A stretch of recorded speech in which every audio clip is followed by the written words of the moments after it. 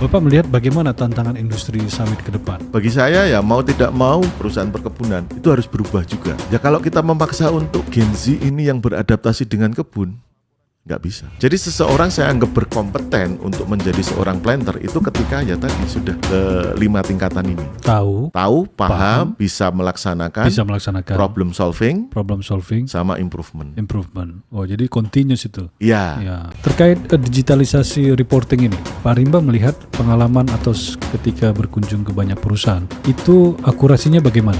Sederhana saja. Apakah pelaporan digital itu sudah bisa dipakai sebagai dasar untuk pemeriksaan audit? Bagaimana tingkat beradaptasi ini bisa menjawab antara mereka-mereka yang baru lulus kuliah kemudian terjun ke dunia korporasi? Kalau untuk beradaptasi yang pertama dengan kultur kebun, anak-anak ini juga harus dikasih bekal mental yang kuat. Kadang kosakata kebun binatang harus keluar, kan gitu. Betul. Itu yang ya saya pikir ya kebun bisa berjalan seperti itu dan budayanya memang seperti itu. Jadi nggak bisa ada alasan hujan Pak, nggak bisa bergerak gini. Nah, saya lihat di TikTok tuh hujan dari Nabi Adam tuh udah ada hujan. Dulu komunikasi itu bisa berjalan baik bahkan menggunakan saya bilang komunikasi telepati. Oke. Tolong itu apanya diapakan tapi jangan apa kali. Ya itu udah.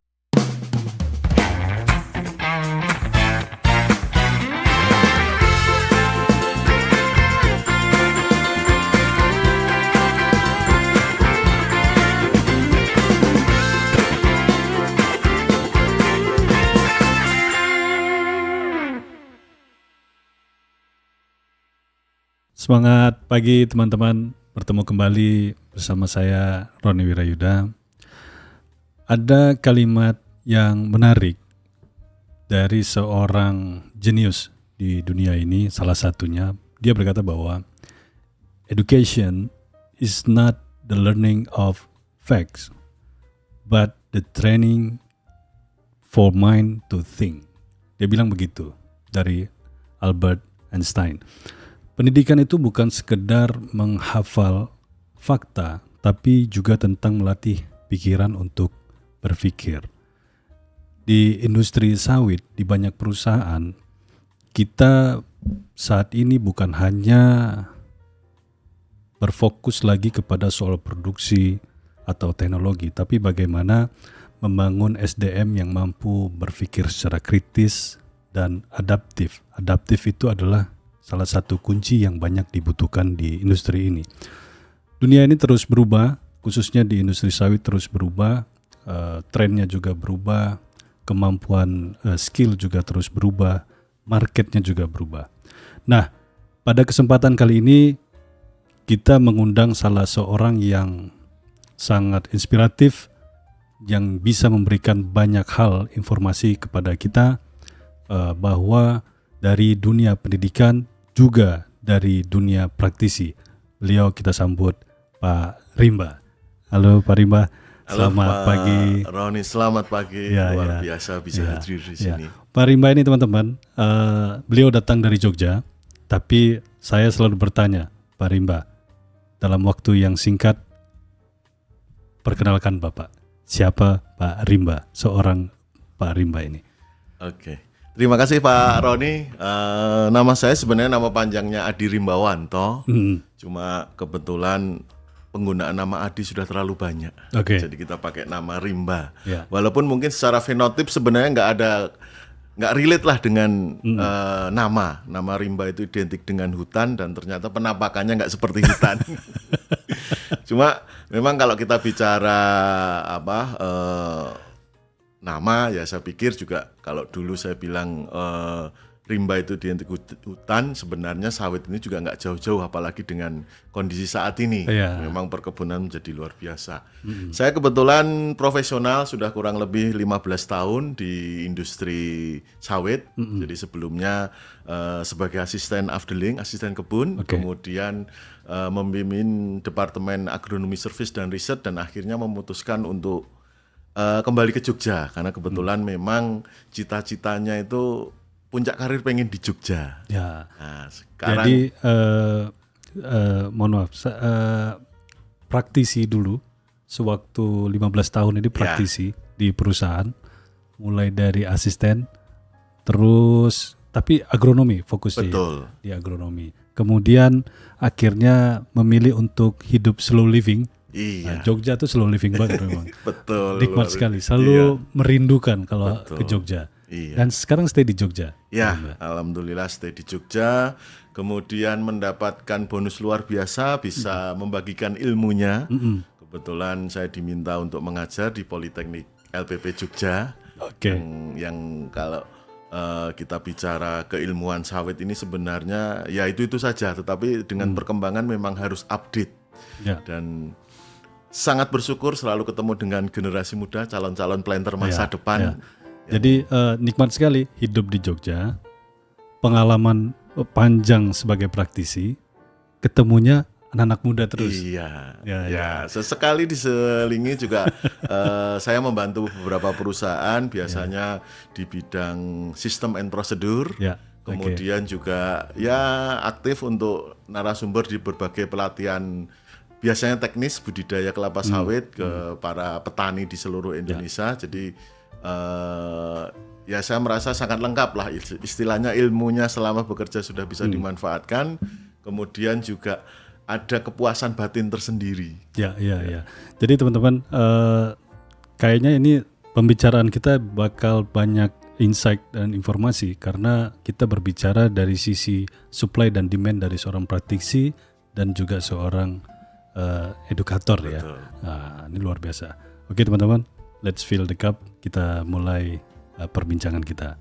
Pak Rimba, saya mau bertanya untuk awal. Apa inspirasi orang tua tuh kasih nama Rimba?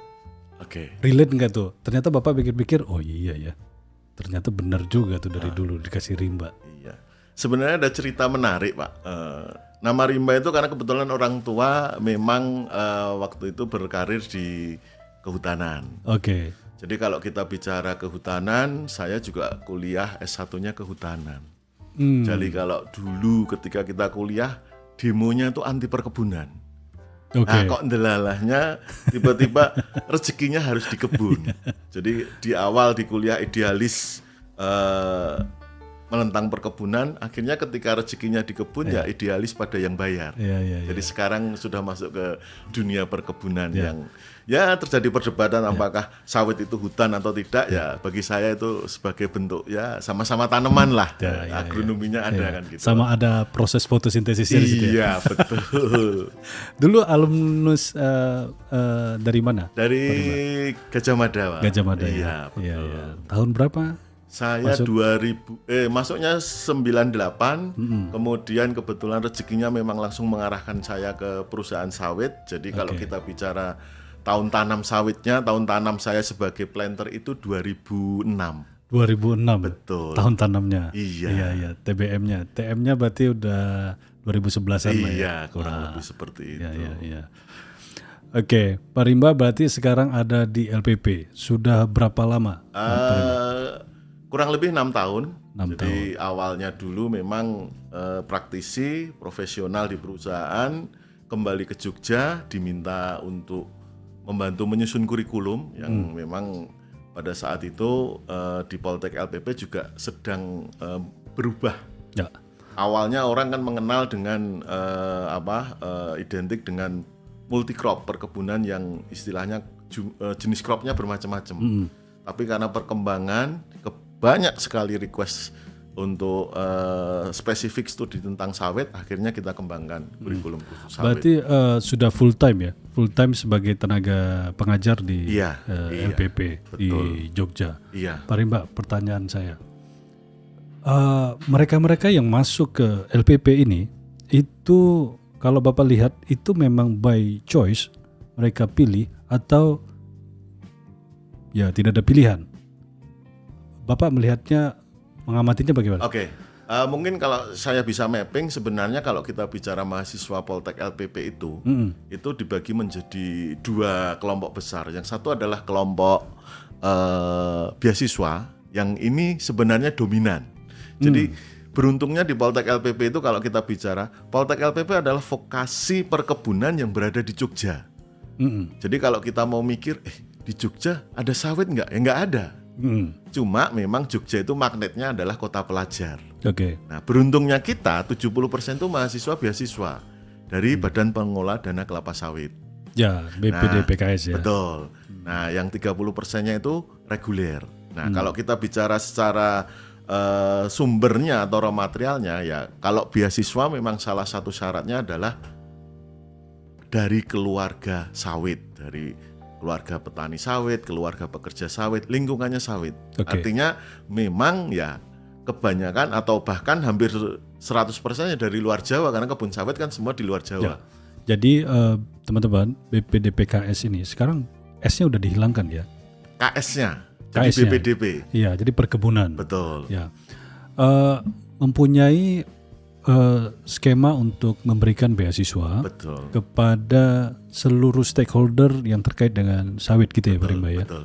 Jadi anak petani sawit, Pekerja kemudian sawit. pekerja sawit, termasuk staf-staf yang bekerja di sawit. Kalau ada anak atau bahkan pekerja sendiri kalau mau meningkatkan pendidikan ya. Iya, betul. Ya, itu bisa mengambil beasiswa dengan syarat-syarat tertentu. Iya. Ya. Syaratnya apa yang paling berat? Saya bilang yang paling berat dulu. Sebenarnya kalau syarat tidak terlalu berat, cuma kalau kita bicara syaratnya ya memang pertama dari keluarga sawit. Oke. Ada batasan juga ketika dia memang petani itu maksimal 4 hektar. Artinya kalau di atas 4 hektar itu sudah mungkin sudah tidak membutuhkan beasiswa, mungkin seperti itu. Jadi kita ke targetnya memang generasi muda yang membutuhkan bantuan beasiswa. Terus syarat-syarat yang lainnya sih sebenarnya kalau kita bicara ya ada tes seleksi, kemudian juga ada istilahnya kebetulan sekarang ada kurang lebih 23 lembaga pendidikan yang menyelenggarakan beasiswa. Jadi nanti bisa memilih, bisa diarahkan kemana dan sebagainya. Oke, jadi seleksinya ya seleksi akademis. Seleksi bersama ya, seleksi ada psikotes juga. Success rate-nya bagaimana? Misalnya dari 100 pendaftar yang stakeholder petani, success rate-nya bisa masuk tuh gimana? Sebenarnya kalau untuk persentase untuk masuk, ya memang kalau kita bicara seleksi bersama, biasanya ada beberapa top perguruan tinggi yang diminati. Nah, biasanya kalau untuk peluang untuk bisa masuknya ya rata-rata sebenarnya peluangnya besar ya, karena jumlah tahun ini aja 3.000 mahasiswa yang diterima. Iya. Oh, di LPP? Enggak, di seluruh Indonesia dari 23 institusi tadi. Dan kalau kita bicara setiap tahun pasti meningkat. Jadi kesempatannya sangat besar. Ini 3.000 ini dari skemanya BPDPKS? Iya, betul. Iya. Jadi artinya persentase bisa diterima cukup besar. Dan ini juga cukup menarik karena kalau untuk cover beasiswanya semuanya, dari mulai UKT, uang kuliah tunggalnya, kemudian juga uang saku, bahkan kalau kita berangkat PKL pun ada uang PKL, kemudian ketika datang pertama ke Jogja sama nanti setelah lulus dipulangkan ke kampung halamannya, itu semua di cover. Jadi praktis biaya-biaya yang menakutkan sewaktu kuliah, jadi menakutkan itu kan uang UKT-nya, kalau tidak di cover sama beasiswa itu sudah di cover sekarang. Iya, gitu ya? Iya. Bahkan menariknya Pak Roni, kalau mungkin saya sedikit cerita, sebenarnya uang sakunya itu lebih besar dari UMR Jogja. Serius? Iya. Walaupun kalau orang bilang ya UMR Jogja paling rendah ya istilahnya. Iya. Tapi itu uang sakunya lebih tinggi dari UMR Jogja. Jadi per bulan? Iya. Iya. LPP ini berarti mereka yang masuk ini D3 atau D4 atau apa? Kita ada 6 prodi. Jadi kalau untuk yang proyeksinya ke tanaman itu ada 2 program studi, D3 dan D4. D3 budidaya tanaman perkebunan dan D4 pengelolaan perkebunan. Memang ya ke depan proyeksinya kalau di kebun itu biasanya ke asisten divisi, asisten afdeling atau asisten kebun. Kemudian ada program studi untuk teknologi rekayasa mesin industri. Ya kalau orang bilang teknik mesin lah seperti itu. Biasanya proyeksinya ke traksi, ke pabrik, nah, seperti itu. Kemudian ada D4 teknologi rekayasa kimia industri. Ini biasanya untuk laboratorium, untuk pabrik dan sebagainya. Kemudian yang kelima kita ada D3 akuntansi.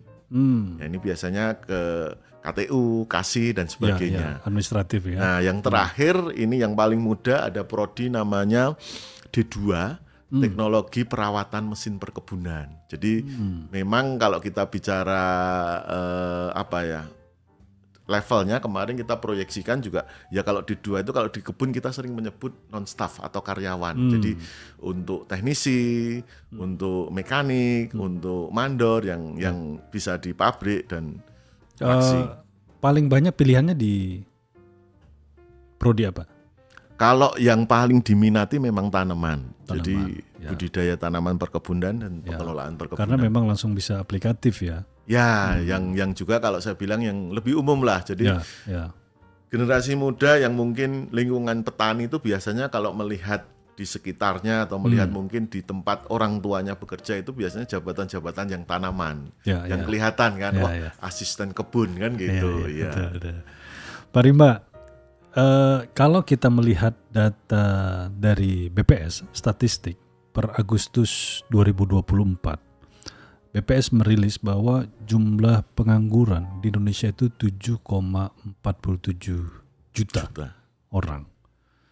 Dari 7,4 juta itu, teman-teman, 11,28% atau sekitar 800-an ribu itu lulusan perguruan tinggi. Ini perguruan tinggi secara umum ya. Ada D4, S1, S2, bahkan S3. Itu masuk 800-an orang, 800 ribu. Ya, jadi dari 7,4 juta itu perguruan tinggi menyumbang 11,28% menganggur terbuka. Bapak melihat fenomena ini bagaimana dalam konteks industri sawit? Apa mereka-mereka yang lulus ini tidak cukup ya itu tadi by accident aja, ya udah yang penting kuliah dulu deh. Bapak melihat pengangguran terbuka sebanyak itu tuh bagaimana ya? Sebenarnya kalau kita bicara terkait dengan pengangguran, kesempatan kerja dan sebagainya, saya sendiri sekarang kadang masih heran Pak Roni. Jadi terus terang mungkin kalau saya komparasi kondisi mahasiswa kami yang notabene kalau saya bilang yang mendekati kuliah lah, karena jarang mahasiswa kami itu yang kalau lulus harus nganggur dulu.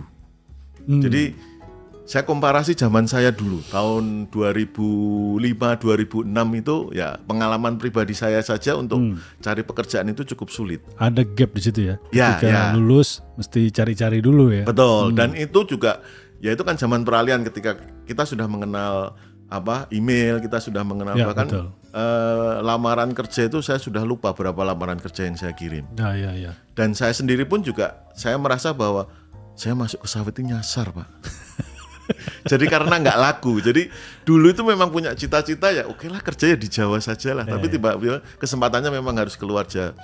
Pada saat itu juga sudah banyak sekali yang harus saya upayakan gitu, baik secara mungkin ya kirim secara manual, secara email dan sebagainya. Betul. Bedanya dengan sekarang, jadi kalau kebetulan saya di bagian kerjasama juga, jadi saya sering berinteraksi dengan industri.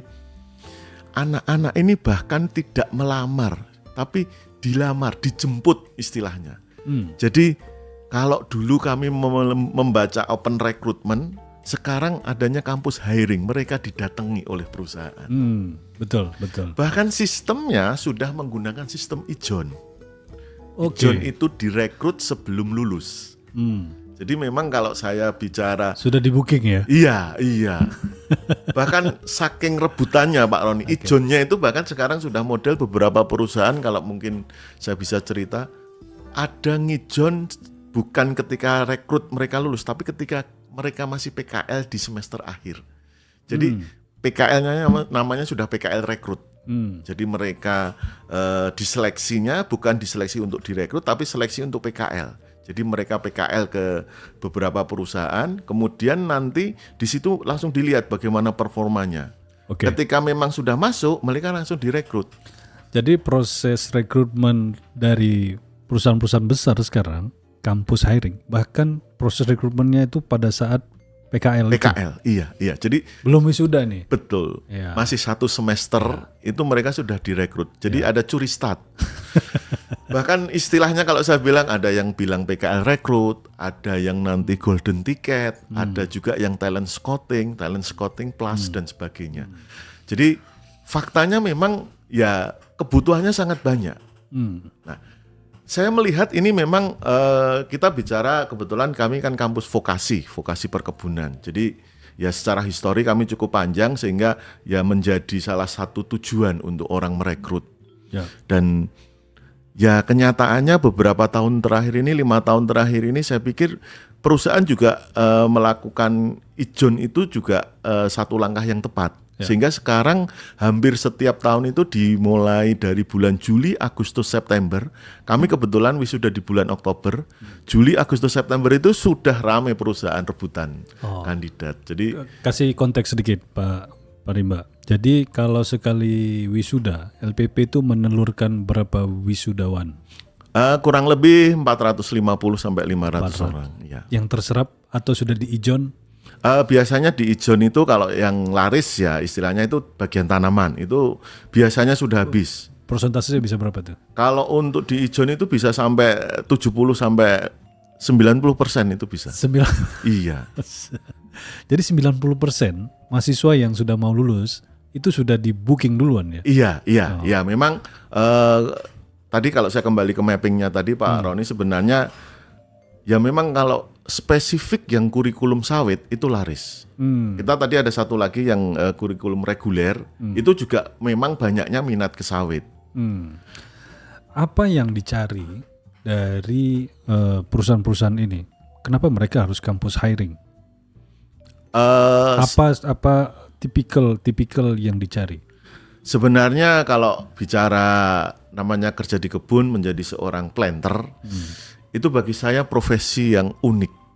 Jadi secara jabatan sebenarnya kalau kita mau bandingkan dengan atau kita samakanlah dengan di TNI itu sebenarnya sudah masuk level perwira. Kenapa saya bilang perwira? Karena mereka ketika menjadi asisten kebun itu sudah menjadi pemimpin. Minimal mengepalai ya 8 sampai 10 mandor. Anggota untuk pekerja langsung bisa sampai 100 orang. Coverage wilayahnya 500 sampai 700 hektar. Ya. Artinya perusahaan harus butuh orang yang memang punya leadership, punya kepemimpinan yang mumpuni. Jadi kalau saya bicara sama anak-anak, sama mahasiswa selalu saya bilang, ya nanti kalian di sini masih punya kesempatan sebagai mahasiswa. Begitu lulus, kalian dipaksa untuk dewasa. Bahkan saya bilang ya kalian dipaksa untuk tua. Karena memang harus kalian memimpin. Bahkan kalau kita bicara jabatan planter itu kan kebanyakan yang dipimpin adalah sumber daya manusia yang mungkin usianya sudah usia sudah senior di atas senior. Ya, kalau nggak mau dibilang agak tua ya. Iya betul. Sudah pengalaman, sudah lama di kebun. Jadi artinya ya kita masuk ke dunia yang baru tapi harus cepat menyesuaikan. Jadi perusahaan butuhnya adalah yang siap bekerja. Oke, nanti kita masuk ke situ. Ke definisi siap itu seperti apa. Tapi kembali ke pengangguran terbuka tadi. Bapak sebagai yang bergerak di dunia pendidikan melihat ada satu gap apa di situ. Kenapa banyak lulusan-lulusan university itu tidak terserap? Oke, sebenarnya ya kita tahu kan industri ini kan juga bergerak bergeser. Artinya ketika kita bicara ya kalau kreatif luar biasa anak-anak sekarang generasi muda kreatif mau bicara apa entrepreneur startup mau bicara mengenai apa digital industri itu luar biasa.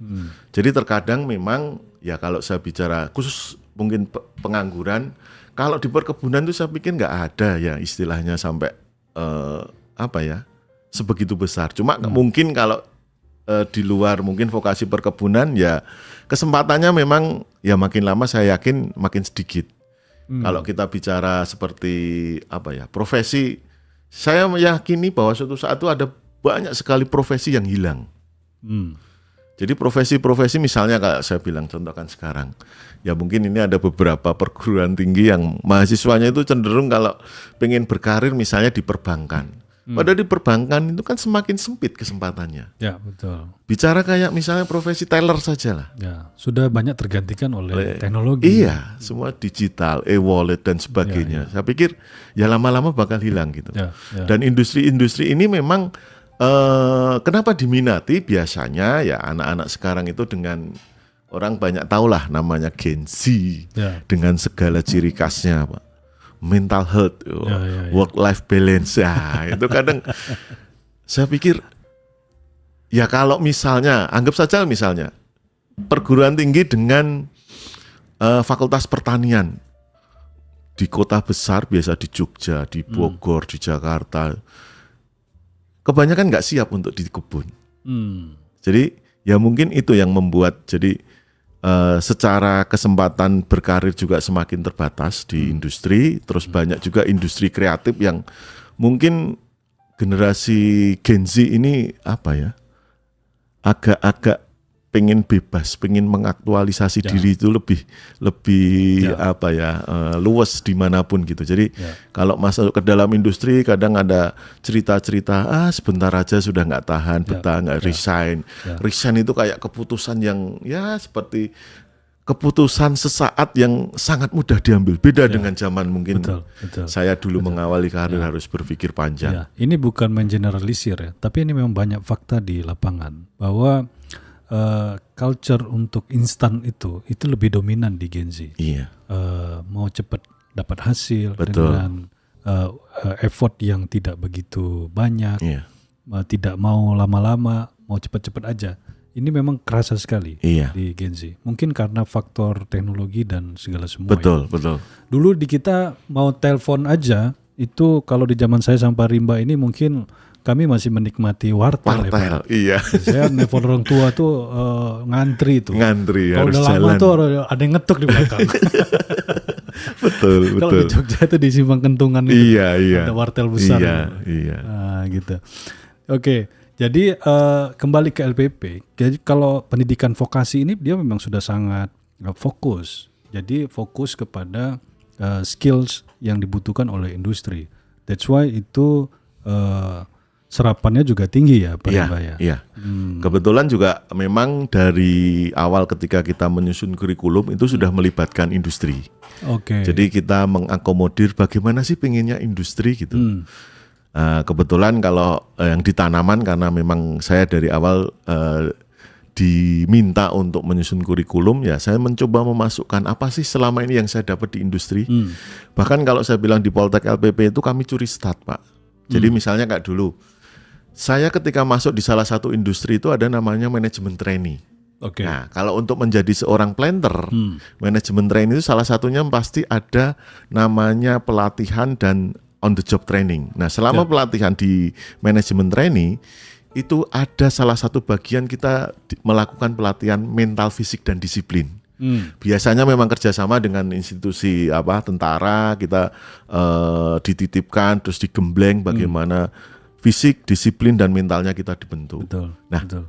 Kami di Poltek LPP itu saya coba kenalkan lebih awal. Artinya apa? Kami curi start. Jadi kalau biasanya dulu saya dapat ketika sudah masuk sebagai karyawan dari sebuah perusahaan, sekarang mereka mahasiswa sudah mendapatkan kegiatan itu.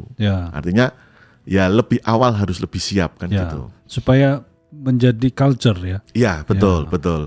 Jadi itu jadi pondasi. Memang sebelum mahasiswa berangkat praktek kerja lapangan itu harus melalui bina mental fisik disiplin. Nah, kurikulum yang disusun ini juga sudah saya bilang ini khusus di tanaman karena kebetulan saya di tanaman itu sudah melalui beberapa tahapan. Jadi kebetulan saya juga pernah di bidang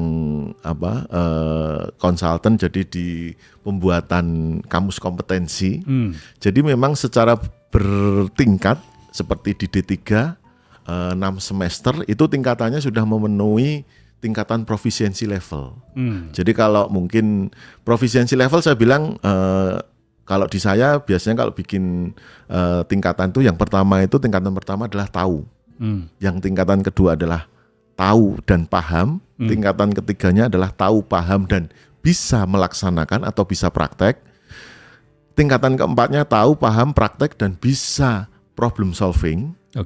Dan tingkatan terakhir ditambah nanti improvement. Jadi seseorang saya anggap berkompeten untuk menjadi seorang planter itu ketika ya tadi sudah ke 5 tingkatan ini.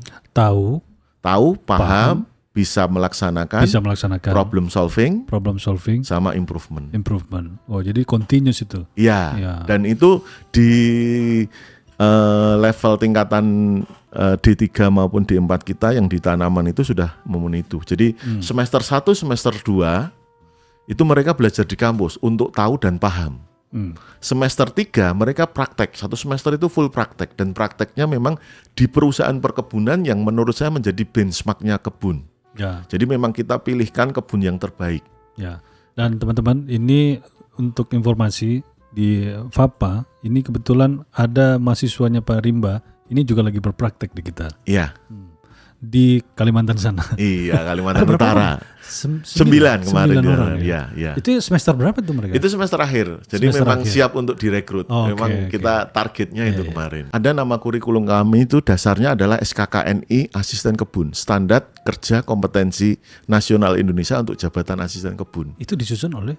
Itu disusunnya kemarin kita bersama-sama. Jadi SKKN-nya itu sudah ada, itu komite memang dari beberapa praktisi, dari beberapa akademisi. Maksud saya begini, itu disusun oleh LPP secara internal untuk bersama diskusi dengan praktisi, atau lembaga-lembaga pendidikan seluruh Indonesia? Seluruh Indonesia. Seluruh Indonesia. Jadi SKKN itu disusun seluruh Indonesia. Kemudian khusus di Poltek LPP sendiri itu kita kembangkan lagi. Sehingga mengikuti profisiensi level tadi. Ya. Nah, jadi kalau standar itu bare minimumnya. Iya, betul. LPP mau di atas. Iya, iya. Jadi kalau kita lihat SKKN asisten kebun, jadi ya menerjemahkan figur asisten kebun yang ideal itu seperti apa. Nah, karena saya melihat selama ini tantangan di kebun itu bukan hanya, kalau kita bicara asisten kebun itu bukan hanya menjadi memimpin coverage 700 hektar. Ada aset sumber daya manusia dan sebagainya. Tetapi saya melihat bahwa ya mungkin ilmu kebun itu saja. Tetapi yang lebih menarik adalah bahwa ketika mengelola kebun itu sebenarnya nggak biasa-biasa saja. Ya. Contohnya misalnya kalau saya bilang tadi, saya melanjutkan di profisiensi level tadi. Semester 6 atau semester akhir atau semester 8 untuk D4 itu mahasiswa melakukan PKL tapi secara tematik. Jadi ada temanya. Tema yang pertama adalah tema pengabdian kepada masyarakat. Jadi mereka harus melakukan pengabdian pada masyarakat. Contohnya adalah ada kampus mengajar. Jadi mereka harus masuk ke sekolahan untuk melakukan pengajaran atau mungkin sosialisasi. Kemudian ada penyuluhan sama workshop atau mungkin pengabdian yang lain. Bahkan kemarin kan sempat juga kita sempat diskusi dengan FAP bahwa ada program untuk misalnya kayak sosialisasi tentang beasiswa. Itu sangat terbuka. Bahkan di level mahasiswa pun itu bisa dilaksanakan. Makanya ini periode ini yang anak-anak PKL di Kalimantan Utara itu nanti pengabdian kepada masyarakatnya bisa dipakai untuk sosialisasi. Untuk sosialisasi. Betul. Karena Pak Rimba, saya tuh melihat banyak mereka yang tidak terserap kepada pendidikan lebih tinggi itu bukan hanya karena ketidakmampuan secara fisik atau secara intelijensi, itu satu hal ya. Tapi ada mereka yang tidak punya akses. Akses, betul. Baik itu akses informasi maupun akses finansial untuk menuju ke pusat pendidikan. Gak ada informasi. Jadi gak tahu habis SMA udah gak tahu. Apalagi bagi saudara-saudara kita yang di daerah-daerah 3T ya, terluar, tertinggal, terjauh, pokoknya terter mereka. Itu memang sulit. Bahkan di kepala mereka habis tamat SMA, yang SMA-nya juga mungkin masuknya tidak full day seperti kita ya, itu selesai sudah. Iya. Nah, jadi terima kasih sekali nih LPP bersama FAP juga bermaksud untuk kita roadshow ya, nanti ke desa-desa bahwa ada pendidikan yang itu bisa difasilitasi oleh banyak pendanaan. Betul. Baik itu BPD PKS tadi maupun dari perusahaan.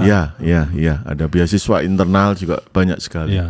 Nah, memang kalau mungkin parameternya gini Pak Roni, mungkin yang disampaikan Pak Roni saya setuju bahwa kalau sekarang saya coba mapping, mahasiswa BPDP itu kebanyakan memang Sumatera.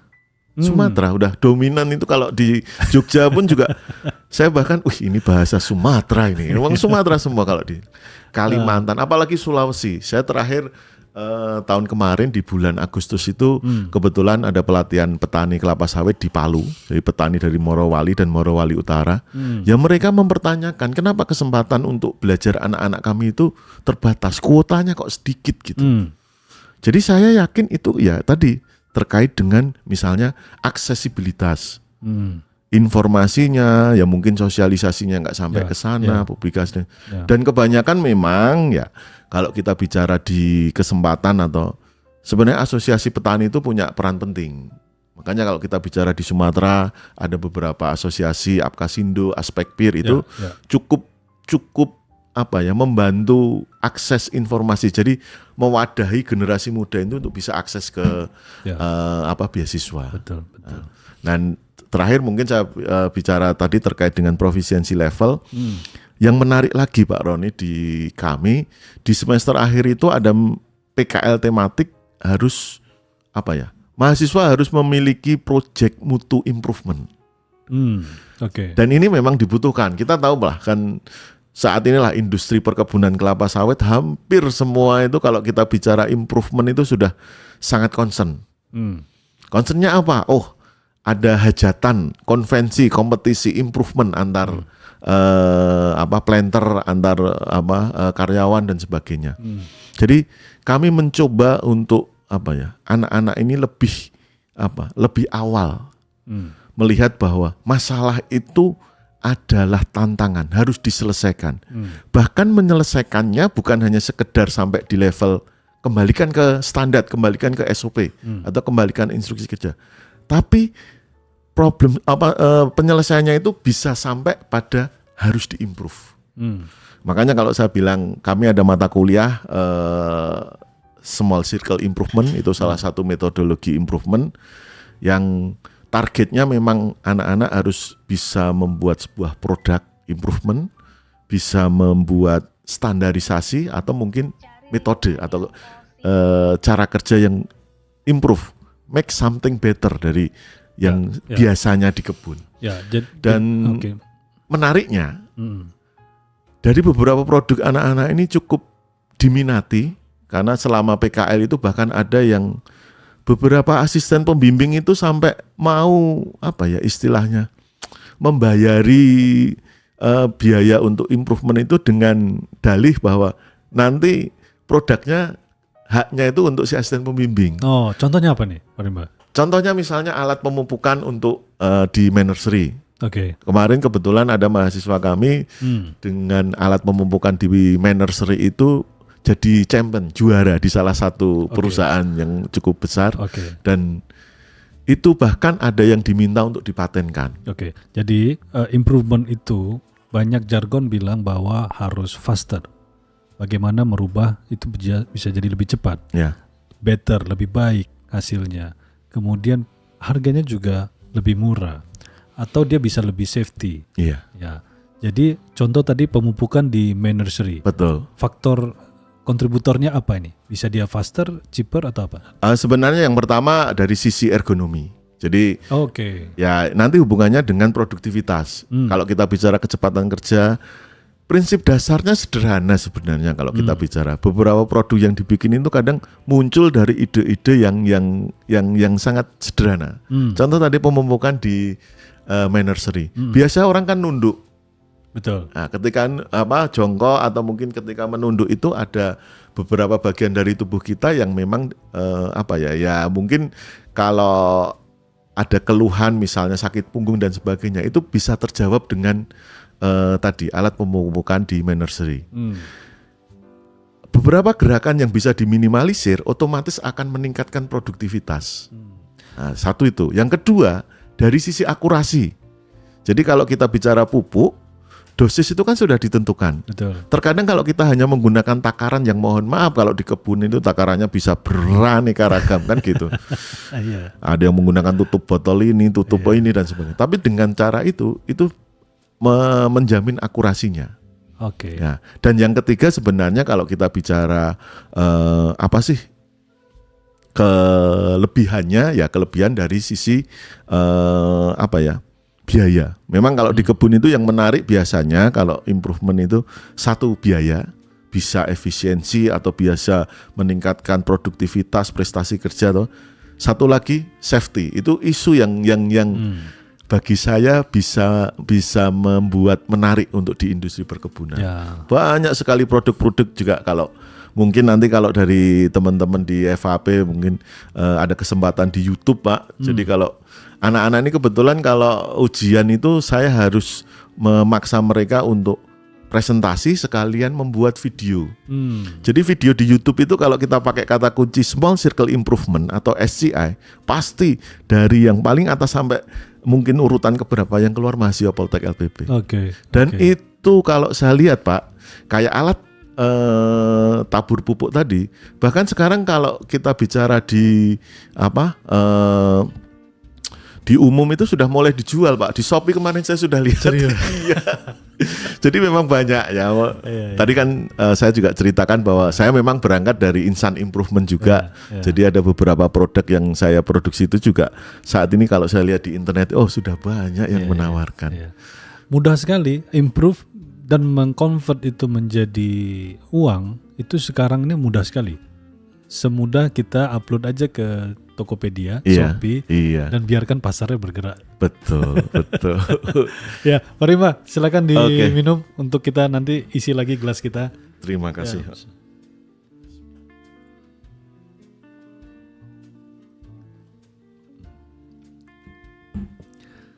Mari Mbak, kembali ke saya ada membaca satu paparan dirilis oleh PricewaterhouseCoopers. Mengidentifikasi ada 10 keterampilan yang paling dibutuhkan di masa depan. Tidak perlu 10-10-nya, tapi dia meranking 3 besar. Itu pertama tuh 86% kata mereka itu adalah kemampuan beradaptasi. Kemudian problem solving itu di urutan kedua. Urutan ketiga itu kolaborasi.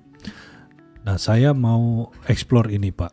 Bagaimana tingkat adaptif ini, beradaptasi ini bisa menjawab antara mereka-mereka yang baru lulus kuliah kemudian terjun ke dunia korporasi.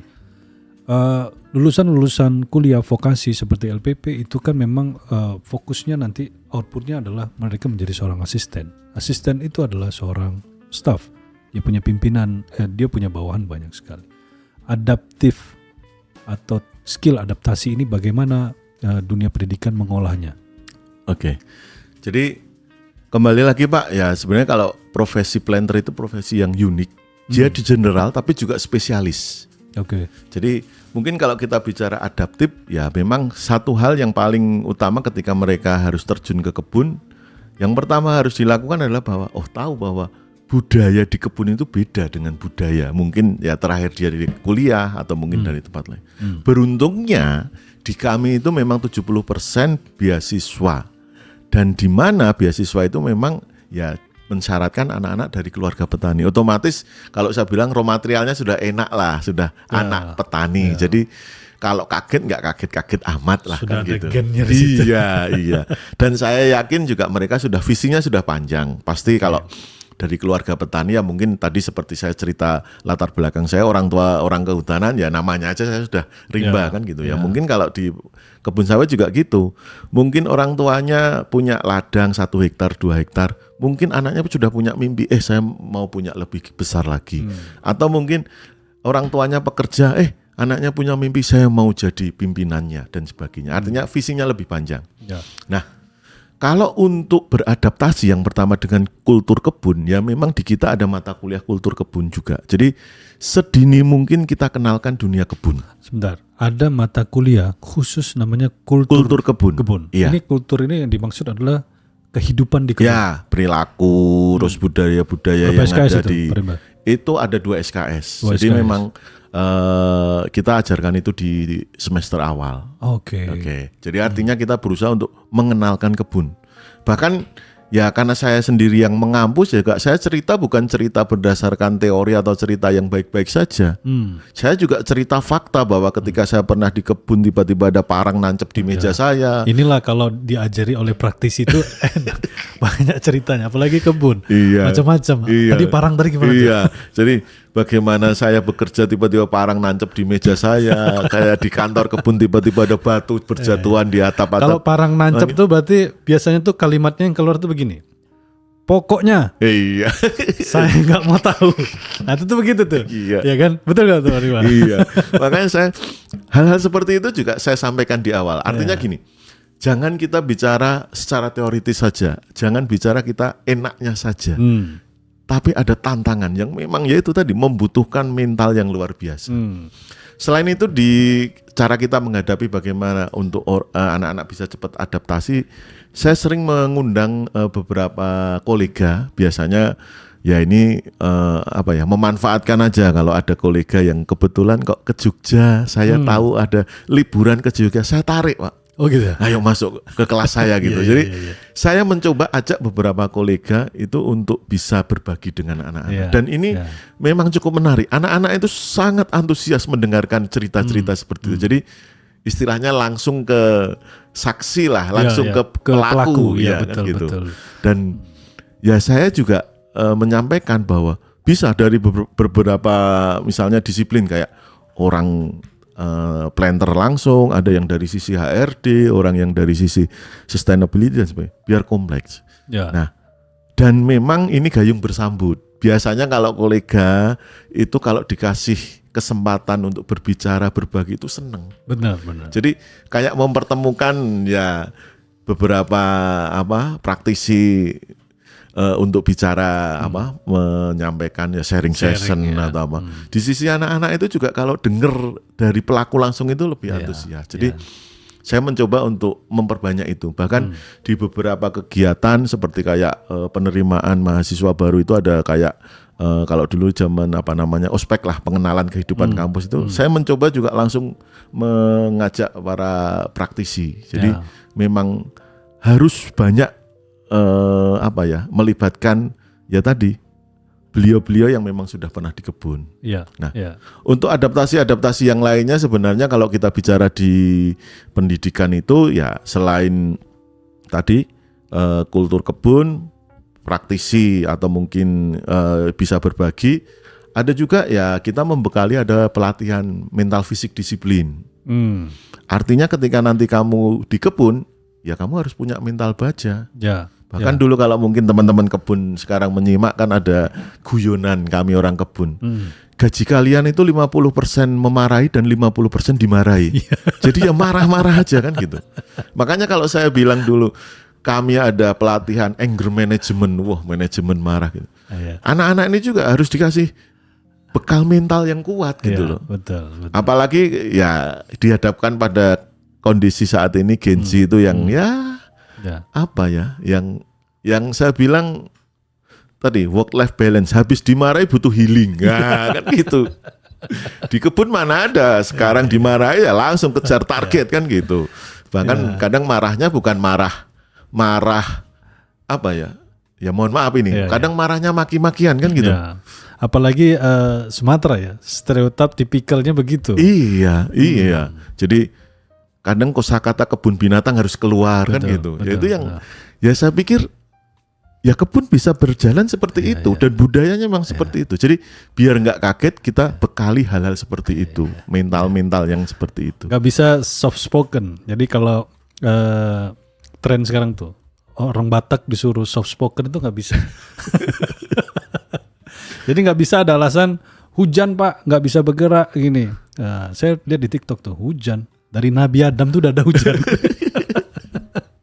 Iya. Jadi mencoba untuk adaptif itu tadi ya, selain mengundang praktisi, mereka dapat gambaran, kemudian bina mental dan fisik. Iya. Mental itu harus kuat, tapi fisik juga mendukung untuk harus kesana. Mendukung. Betul. Untuk kesana. Bahkan sekarang kalau kuliah terus terang kalau yang di tanaman yang kelas saya menerapkan ya untuk disiplin terlambat 5 menit push up 10 kali, terlambat 10 menit push up 20 kali. Oh gitu.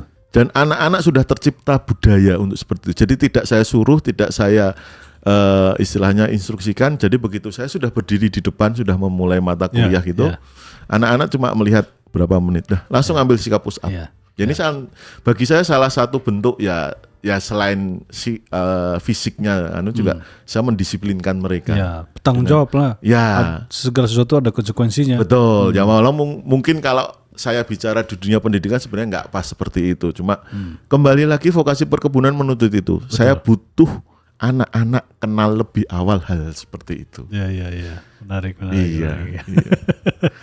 Oke, Pak Rimba, kita tadi ada menyinggung terkait dengan Gen Z ya. Ini kan generasi digital. Bahkan mereka-mereka yang bukan hanya di kota, suburban itu pun sudah terpapar dengan digitalisasi. Betul. Banyak ya.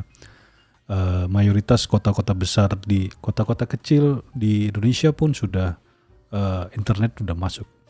Nah, ini work-life balance tadi, jargon-jargon begitu, atau mental health tadi, itu kan banyak. Bahkan ada beberapa yang menyebut ini mereka adalah strawberry generation.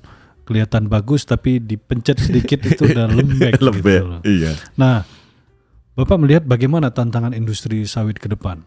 Satu sisi sawit tidak bisa dipungkiri bahwa dia berada di daerah bukan kota. Betul. Ya. Kemudian beberapa bahkan infrastruktur koneksi dan lain-lain komunikasi itu agak sulit. Meskipun kita tahu ya betul bahwa perusahaan berusaha berlomba-lomba untuk memenuhi itu. Tetapi again bahwa lifestyle itu nggak bisa. Beda, nggak mungkin perusahaan bangun mall juga. Iya. Ya kan? Beda sama di kota. Bapak melihat bagaimana ke depan dari tren seperti ini. Okay. Strawberry generation ini.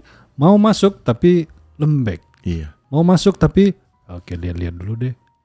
Gimana Bapak melihat? Okay.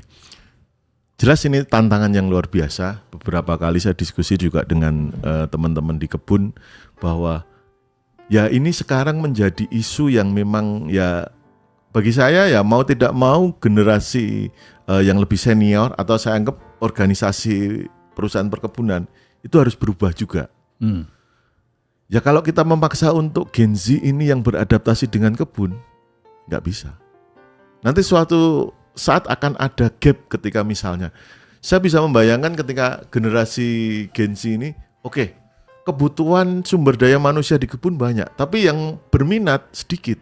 Kalau toh sudah berminat, misalnya begitu masuk kenyataannya di kebun, nggak sesuai dengan yang dirasakan. Sekarang kan kita lihat tadi kalau dibilang generasi Z identik dengan lembek dan sebagainya. Ya saya juga merasa kalau sekarang banyak, saya sering dapat laporan terus terang Pak Roni. Jadi beberapa kuliah bilang, itu anak Pak Rimba lari malam. Aduh rasanya sedih gitu. Lari malam ini kan identik dengan ya mereka pergi tanpa pamit. Betul. Gak jelas. Tak tampak punggung. Iya betul. Bahkan istilahnya adalah cenderung ya pokoknya melarikan diri lah. Saya pikir ketika mereka memutuskan itu beda dasarnya ketika mungkin zaman kita dulu lah ketika memulai karir di kebun gitu. Untuk resign saja kita berpikir sangat panjang. Tapi sekarang bisa dengan sangat mudah. Habis dimarah manajer gitu aja, bisa-bisa tiba ngilang gitu. Ya kalau dulu kita dimarah manajer, harus langsung kejar target, harus kerja ekstra kan gitu. Nah, saya melihat bahwa ini menjadi tantangan. Contoh misalnya yang sederhana tadi dibilang bahwa anak-anak Gen Z yang identik dengan sesuatu yang instan, pengen dapat fasilitas yang mungkin yang mereka dapatkan di tempat kuliah dan sebagainya. Contoh kalau kita bicara mengenai aksesibilitas ke internet lah. Ya. Saya beberapa kali pernah dulu ikut rekrutmen gitu. Pertanyaan yang sering keluar dari kandidat ketika diberikan kesempatan. Oke, ada yang mau ditanyakan? Ya. Di kebun ada internet nggak Pak? Udah. Bagi saya itu sudah itu banyak ya. Oh luar biasa. Jadi itu hal yang umum. Makanya kalau saya bilang perusahaan harus berubah, harus menyesuaikan. Bahkan kalau mungkin ketika saya masih profesional dulu, bahkan kita berupaya bagaimana memfasilitasi dengan WiFi. Ya. Baik itu ya ada kita kerjasama dengan salah satu provider mendirikan menara BTS, kemudian kita kerjasama penggunaan salah satu SIM card atau bahkan menggunakan teknologi P2P dan sebagainya. Ya itu kan dalam rangka menyediakan tadi kebutuhan. Bahkan dulu saya masih ingat ada namanya menara sinyal. Itu menara sinyal itu menara api untuk memantau api. di mana tempat orang berkumpul untuk nyari sinyal ya. kan gitu. Atau namanya bukit sinyal. Nah. Iya. Jadi kalau malam itu seperti kunang-kunang di situ ya. Rame-rame di situ menanti sinyal. Nah itu kan artinya memang ada kebutuhan ya tadi internet itu kan. Kalau sekarang saya tanya Gen Z sekarang berapa sih minimal mereka mengakses internet? 5 jam itu bisa setiap hari. Betul. Jadi artinya kalau saya melihat memang harus ada perubahan, penyesuaian industri khususnya. Ya. Kalau dari Gen Z ini agak sulit untuk dirubah. Ya. Jadi tingkat adaptifnya juga harus ada di sisi perusahaan. Iya. Bapak maksudnya mau bilang begitu ya? Contohnya misalnya saya kebetulan baru saja mungkin 2 bulan yang lalu itu jalan-jalan ke salah satu perusahaan perkebunan juga. Kebetulan saya seneng benchmarking, jadi saya biasanya datang ke TC gitu. Nah saya datang ke TC Training Center. Ya. Kebetulan ada anak TC, kemudian ya diskusinya hal biasa. Kalau di TC itu ya pendidikan, pelatihan dan sebagainya. Tapi yang mungkin membuat saya berbeda adalah bagaimana memperlakukan kebijakan untuk akses gadget. Saya bandingkan zaman saya dulu. Ya walaupun waktu itu masih awal-awal internet, gadget itu masih baru-baru lah. Kita benar-benar dikarantina, dibatasi, gadget itu ditahan. Tapi sekarang di TC tersebut gadget tidak boleh digunakan pada saat di kelas saja. Begitu istirahat, keluar kelas boleh diakses. Artinya apa? Perusahaan sudah mulai menyesuaikan. Ya. Bahwa si anak-anak ini, MT ini memang nggak bisa lepas. Nggak bisa lepas dari gadget, nggak bisa lepas dari pasang status. Iya. Harus terus itu, story-nya harus jalan terus. Iya. Setidaknya orang dunia luar tahu dia masih hidup. Ya, itu yang sederhananya, yang istilahnya bagaimana kita menyikapi adanya generasi yang lembek tadi. Bahkan di kami Pak, di dunia pendidikan, mungkin kalau Pak Roni pernah baca, saya sebut saja misalnya kemarin itu ada berita, UGM itu sudah melarang dosen killer. Karena memang faktanya di UGM itu banyak mahasiswa bunuh diri. Serius? Iya. Bahkan ada salah satu asrama itu, saya lupa berapa lantai. Jadi saking-sakingnya, ya bunuh dirinya biasa lompat kan gitu. Sekarang ditutup, jadi di pagar gitu, sampai segitunya. Nah, gitu ya? Saya yakin, gitu. Iya, ya itu tadi kembali lagi ke salah satu ciri Gen Z dan sebagainya. Walaupun kalau saya bilang, ya kalau itu mungkin kasus ekstrim ya. Tetapi kok sampai ada stand UGM melarang dosen killer?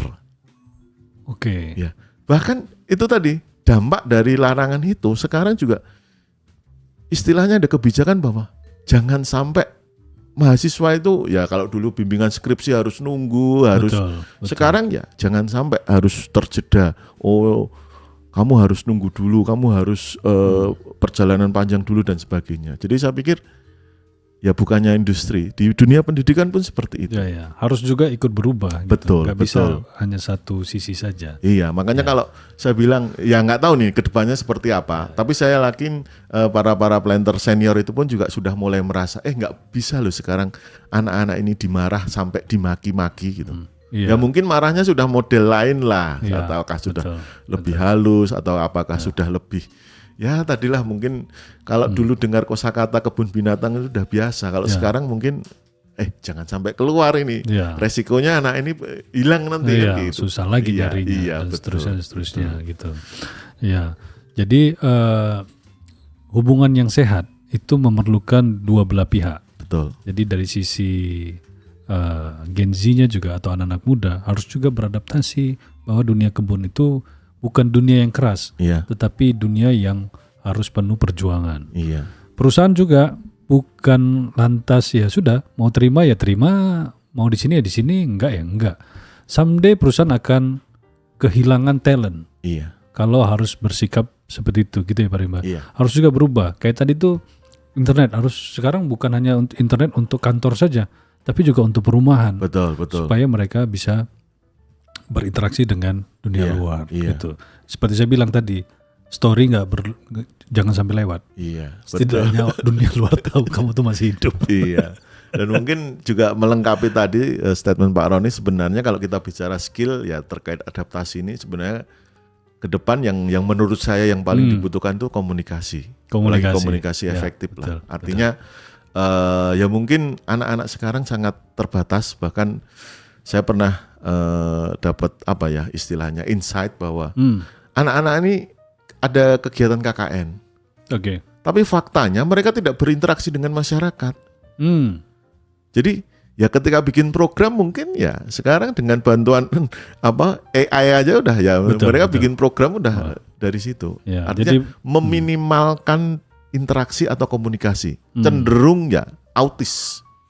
Dunianya jadi, sendiri. Benar. Ya, dia hidup numpang misalnya kalau dulu KKN kan kita numpang di rumahnya kepala desa tapi tidak terjadi interaksi gitu loh. Jadi saya pikir semakin lama semakin terkikis kemampuan berinteraksinya. Nah, padahal di dunia kebun komunikasi itu adalah skill yang paling dibutuhkan. Betul. Karena kita kalau di kebun kan menghadapi makhluk hidup, mulai dari tanaman, hewan sampai manusia kan gitu. Semua komunikasi. Yang terlihat maupun tidak terlihat. Iya. Semua butuh komunikasi gitu kan. Jadi kalau kita komunikasi saja terhambat atau komunikasi saja sulit, ya pasti nggak akan jalan. Betul. Ada beberapa yang menarik juga, yang mungkin kalau saya bilang, ada perusahaan sekarang yang strateginya itu memang sudah tidak ada. Kalau di asisten itu ada jabatan mandor 1. Mandor 1 itu biasanya adalah perwakilan seorang asisten. Jadi kalau asisten fresh graduate masuk ke satu afdeling ada mandor 1 itu sudah aman. Ya. Tangan kanannya lah ya. Iya, itu yang dituakan, itu yang dimintai penasihat spiritual, penasihat semuanya lah. Tapi ada fakta bahwa ada perusahaan yang sudah menghilangkan jabatan mandor 1. Artinya apa? Ya nanti generasi Gen Z yang fresh graduate masuk kebun, ya memang benar-benar dipaksa secara mandiri, tidak ada lagi yang tempat untuk dia untuk bertanya, tempat dia untuk saya bilang bersandar lah, atau tempat dia untuk mungkin berdiskusi, semua menjadi langsung anak buahnya. Nah ini menarik juga, artinya kan dari sisi kandidat atau talentnya itu harus lebih siap. Kalau kondisinya seperti itu. Betul.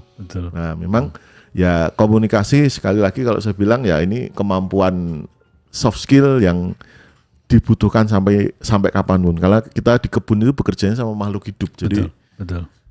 Itu yang harus beda skill komunikasi antara mereka yang di lapangan di kebun sama mereka yang di IT misalnya atau di accounting.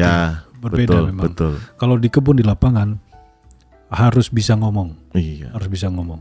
Kalau nggak bisa ngomong selesailah. Gitu.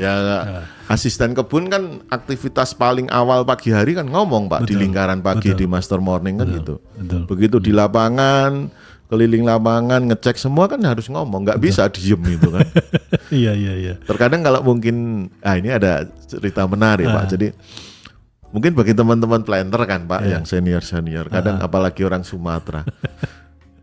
Dulu komunikasi itu bisa berjalan baik, bahkan menggunakan saya bilang komunikasi telepati. Di kebun itu luar biasa. Jadi mungkin kalau teman-teman di kebun biasa menyampaikan atau bisa berbicara gini, tolong itu apanya diapakan tapi jangan apa kali. Itu udah bahasa telepati itu bisa dipahami. Betul. Dulu saya sama mandor 1 saya saja kalau sudah ngomong gitu, saya keliling. Naik motor ketemu mandor 1 di jalan gitu, saya tanya, Pak 1 siapa di mana? Ya mandor 1-nya bisa jawab gitu loh. Artinya apa? Itu telepati kan. Saya bayangkan kalau anak-anak ini sekarang itu bukan tidak bisa berkomunikasi, justru itu beyond communication. Tingkatan level komunikasi yang lebih tinggi. Udah filsuf itu. Siapa di mana? Bisa langsung. Iya. Menarik gitu. Oke. Mari Mbak. Kita masuki 2025 sekarang ya. Tadi kita berbicara mengenai akses internet. Banyak perusahaan juga sudah internet mewajibkan atau mengharuskan, itu jadi salah satu faktor krusial. Bukan hanya sembako, perumahan dan lain-lain, tapi akses internet itu unsur kehidupan. Nah, ini implikasinya ke banyak hal. Salah satunya adalah penerapan digitalisasi di perusahaan perkebunan. Backbone-nya adalah internet, itu yang saya mau bilang.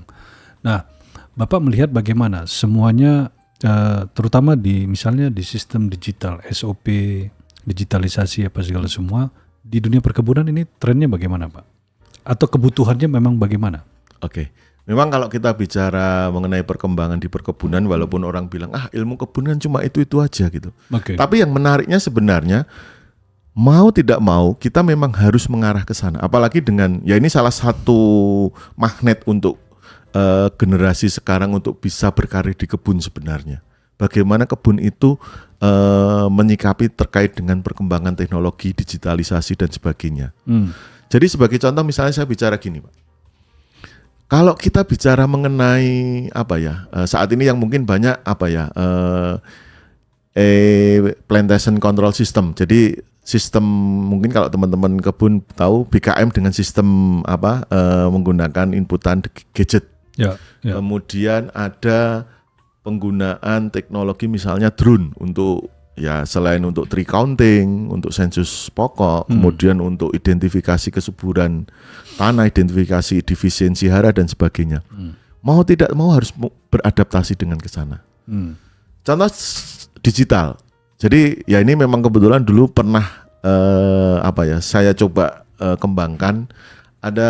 Saya melihat bahwa SOP atau mungkin instruksi kerja itu biasanya menjadi kitab suci yang sakral. Jadi teman-teman di kebun itu sakral, kadang tuh hanya terbatas kepada beberapa orang saja. Iya. Dan teman-teman kebun itu membaca biasanya ketika sudah terbentur. Kok ada masalah baru sibuk cari SOP-nya seperti apa kan? Iya. Jadi saking sakralnya jarang disentuh. Betul. Biasanya kan SOP tebel. Iya. Wah, tulisan dibaca gini-gini. Nggak boleh disebarluaskan. Iya. Dan ada di ruang manajer. Iya. Di dalam ruangannya gitu kan. Jadi hal-hal tersebut membuat orang jadi malas mau baca. Padahal itu sebenarnya dasar dari semua aktivitas di kebun kan gitu. Nah, waktu itu saya berpikir bagaimana SOP ini menjadi sangat ramah untuk bisa diakses dimanapun dan menyenangkan. Jadi pada saat itu memang di tempat berkarir saya sebelumnya saya sempat membuat SOP digital.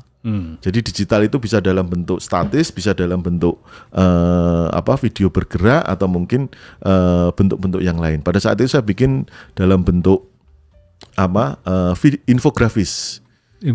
Ya, jadi nanti disimpan dalam format digital, bisa diakses dimanapun. Jadi orang baca SOP, buat teman-teman yang sudah tahu SOP, biasa dokumen SOP itu kan tekstual. Iya. Tekstual, ada latar belakang, referensi hukumnya seperti apa, kemudian prosedurnya, betul. Ada flowchart seperti apa. Betul. Kita yang baca juga, kadang-kadang kesulitan juga ya. Iya. Jadi Pak Rimba pengalamannya membuat SOP yang tebal ini mungkin dalam beberapa infografis yang betul. to the point. Ya, jadi kalau kita membaca seperti sekarang lah media online itu kayak misalnya mungkin Kompas, Tempo itu kan sudah beralih ke infografis semua. Dan menarik sekali. Menarik sekali. Iya. Karena memang otak kita tuh didesain untuk hal-hal senang melihat bentuk, melihat visual, gambar, warna itu senang. Makanya kita menerjemahkan itu dalam infografis. Terus kemudian saya sempat juga bikin SOP itu kita terjemahkan dalam bentuk video. Jadi tetap namanya digital SOP tapi dalam bentuk video. Okay. Dan ternyata video itu lebih bisa diterima. Apalagi kalau kita misalnya sosialisasi ke kelas mandor. Mandor itu kalau suruh niat presentasi, apalagi dikumpulin di ruang AC. Iya, betul. Tapi begitu melihat video seneng. Benar. Jadi kita video itu biasanya ya tetap alurnya seperti SOP, pekerjaan seperti apa, organisasi seperti apa, tapi dalam bentuk video. Jadi orang melihat dan itu media sosialisasi yang efektif menurut saya terkait dengan digitalisasi yang SOP lah. Ya. Nah hal lain yang mungkin saat ini sebenarnya digitalisasi itu nanti beriringan dengan mekanisasi. Okay. Jadi mekanisasi sekarang kalau saya bilang laporan inspeksi panen. Jadi biasanya kan ada pemeriksaan mutu ancak. Betul. Itu sekarang sudah digitalisasi. Oke, di-input salah satunya ke dalam sebuah aplikasi. Yang lainnya bahkan saya melihat ada satu perusahaan itu pemeriksaan mutu ancak, asisten harus melakukannya bahkan ada tracking GPS-nya. Betul. Nah, itu kan sudah masuk ke ranahnya sebenarnya ya teknologi. Terus yang lain-lainnya seperti tadi penggunaan drone, penggunaan kabel mungkin teknologi mekanisasi yang lainnya. Ini memang menjadi salah satu magnet bagi tadi planter-planter muda. Ya. Karena ya mungkin mereka merasa lebih tertantang. Bagaimana sekarang menghitung TBS hanya sekedar mengambil fotonya langsung sudah terbaca. Bagaimana input mengenai informasi kayak TPH, tempat pengumpulan hasil, hanya menggunakan scan barcode. Ya. Suatu saat ya mungkin kita sudah bicara bagaimana kayak tadi identifikasi defisiensi hara dengan menggunakan kamera. Betul. Dan banyak hal-hal yang lain. Bagi perusahaan, kecepatan ini juga penting untuk mendeteksi masalah.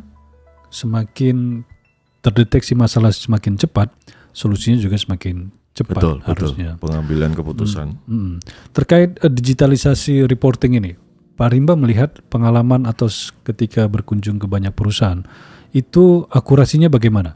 Akurasi, transparansinya, atau ini justru ada ruang-ruang untuk memicu manipulasi data?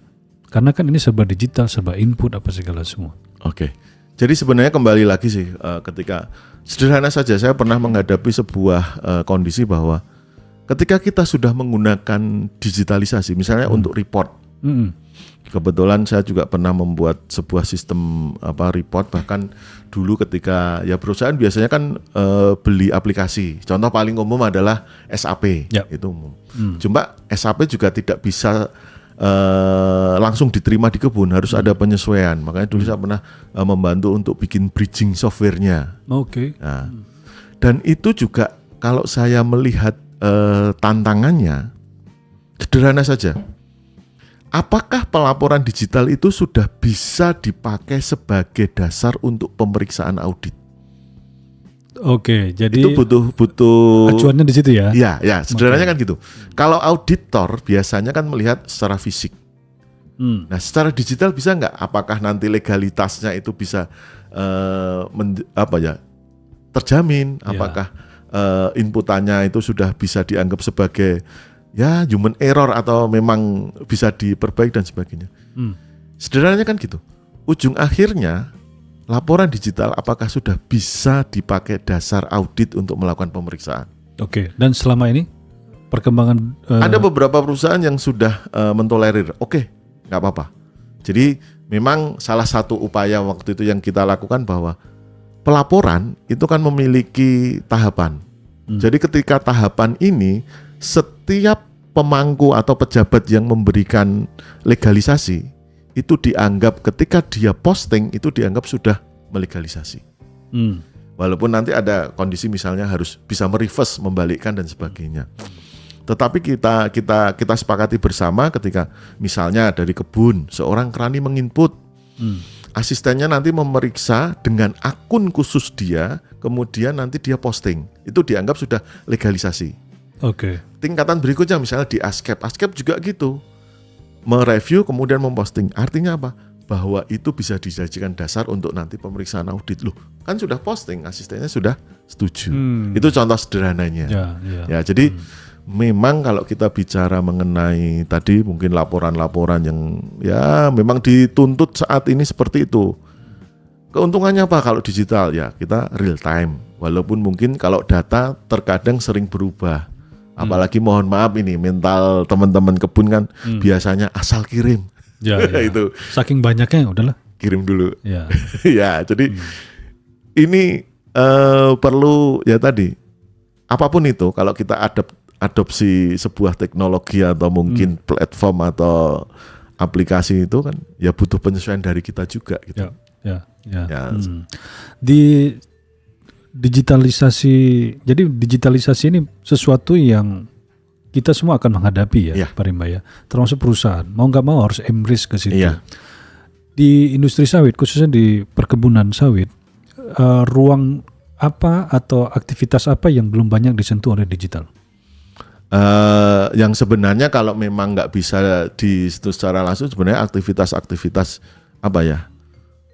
Yang hubungannya langsung ke lapangan. Jadi misalnya kalau kita bicara kegiatan pemupukan digital itu hanya sebatas misalnya dia di administrasi, Beda kalau misalnya mekanisasi. Di pemupukan bisa akses sampai aplikasi mekanisasi menggunakan fertilizer spreader. Sekarang sudah drone. Dulu ada satu perusahaan juga menggunakan pesawat propeller dan sebagainya kan. Itu mekanisasi. Tapi kalau untuk digitalisasi memang ya kebanyakan dipakainya adalah di bagian administrasi. Oke. Ya. Reporting makanya beriringan biasanya digitalisasi dengan mekanisasi. Oke. Pak Rimba, saya mau loncat keluar dari digitalisasi ini. Jadi saya kepikiran mekanisasi tadi. Ada beberapa teman itu kalau diskusi punya satu hipotesis. Dia mengatakan bahwa suatu saat industri sawit, khususnya di industri hulunya, di perkebunan, itu akan kesulitan untuk melakukan panen. Karena apa? Karena kelangkaan tenaga kerja. Betul. Kalau kita lihat tipikal, khususnya di Kalimantan, Sulawesi, itu sekarang kan tenaga kerja didominasi oleh teman-teman saudara-saudara kita dari timur ya Pak ya. Ya. Kenapa mereka mau bekerja?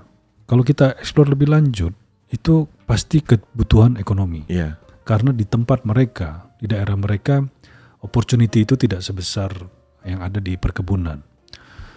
Tapi tempat mereka kan juga suatu saat akan lebih baik, lebih baik. Sehingga supply tenaga kerja, pemanen-pemanen ini kan akan semakin kecil. Sementara panen ini butuh sesuatu yang fisik. Iya. Ya kan? Jadi hipotesis dia saya lihat logis juga bahwa suatu saat nanti tenaga panen itu akan semakin kecil. Sementara luasan kita tuh semakin besar dan pohon itu pokok sawit itu tidak bisa terbendung untuk mengeluarkan, apalagi pemupukannya bagus dan seterusnya. Bapak melihat ini bagaimana, Pak? Oke. Jadi kalau kita bicara panen itu kan memang aktivitas agronomi yang paling lama di kebun. Jadi kalau satu daur hidupnya sawit itu kan dari umur 3 tahun sampai umur 25-30 tahun kan setiap hari panen terus. Kalau mupuk ya mungkin ada periode-periodenya di sana. Tapi kalau panen itu kan memang harus setiap hari. Dan kegiatan panen memang harus melibatkan ya kalau saya bilang tenaga kerja walaupun sudah ada yang mekanisasi. Cuma balik lagi, mekanisasi di Indonesia ini berangkatnya karena apa? Kalau mungkin kita sudut pandangnya Malaysia. Malaysia sudah lebih awal menerapkan mekanisasi. Kenapa? Ya karena memang dia kesulitan dari sisi tenaga kerja. Iya. Jadi supply tenaga labornya itu udah nggak. Sementara orang lokal Malaysia itu udah nggak mau lagi terlibat ke pekerjaan-pekerjaan yang dianggap kasar. Langsung, ya. Artinya apa? Berangkat mekanisasi karena memang tuntutannya. Tapi beda kalau di Indonesia dengan kebijakan padat karya kan.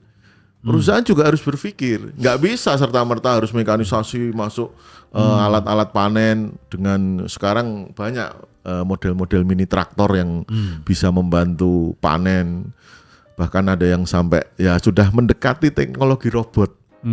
Yang itu mereduksi banyak tenaga kerja. Oh iya jelas. Tetapi kan itu nanti bertentangan dengan prinsip padat karya. Tapi kalau kita bicara kenyataan di kebun.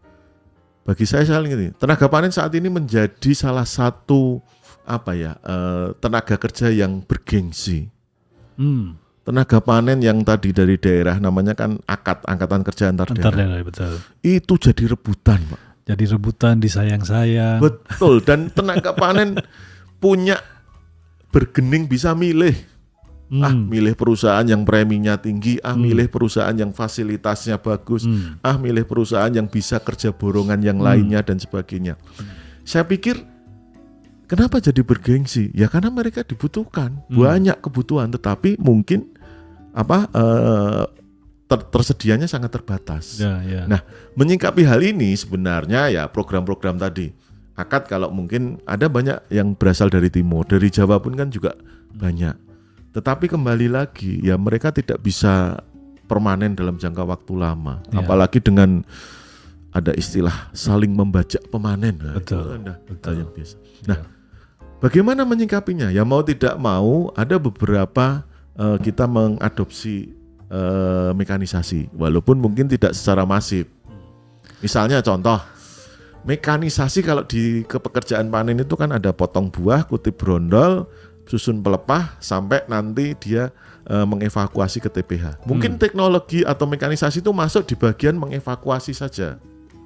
Jadi ketika TBS sudah jatuh di piringan, mengevakuasinya pakai apa? Mekanisasi. Contohnya apa? Ada istilah angkong bermesin. Artinya apa? Kita mengurangi effort atau tenaga yang dikeluarkan oleh pemanen dengan harapan prestasi pemanen lebih tinggi. Jadi pemanen itu hanya motong saja. Nah, motong-motong ini kayaknya yang belum masuk mekanisasi digital, mekanisasi belum masuk ke sana full ya. Ada kemarin saya lihat ada salah satu perusahaan besar sudah modifikasi traktor yang bahkan sudah uji coba, tapi saya nggak tahu keputusannya apakah dilanjut atau tidak. Setengahnya robot, sudah pakai ada kayak armnya begitu. Ya, armnya itu sudah potong gitu. Oh gitu ya. Nah, tapi belum masih jauh kayaknya. Saya pikir masih jauh Pak, karena investasinya terus terang pasti mahal. Kemudian juga bicara lagi aktivitas panen itu kan setiap hari. Betul. Jadi kemampuan mungkin mekanisasi atau robot tadi juga tidak bisa, karena bukan ya kalau kita di pabrik atau ada mesin yang besar gitu kan dia hanya statis di situ dia bekerja. Tapi kalau ini kan harus mobilisasi harus. Jadi tetap kebutuhan pemanen dari sisi tenaga manusia tetap dibutuhkan ya. Paling kita memotongnya ada di beberapa part yang bisa dimasukkan mekanisasi. Sambil research and development juga harus dikembangkan untuk full digitalisasi, full mekanisasi seperti itu ya. Ya. Untuk mengantisipasi kejadian-kejadian seperti yang terjadi di Malaysia sekarang ya. Kekurangan tenaga kerja dan kesulitan untuk mereka lakukan pemanenan. Karena pemanen itu harus setiap hari. Iya, betul. Baik.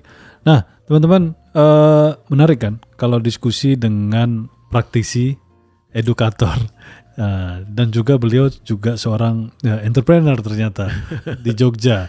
Jadi sekalian promosi nih Pak Rimba. Jadi kalau teman-teman ke Jogja, hubungin Pak Rimba nih. Beliau punya homestay yang luar biasa dengan suasana Jogja ya Pak.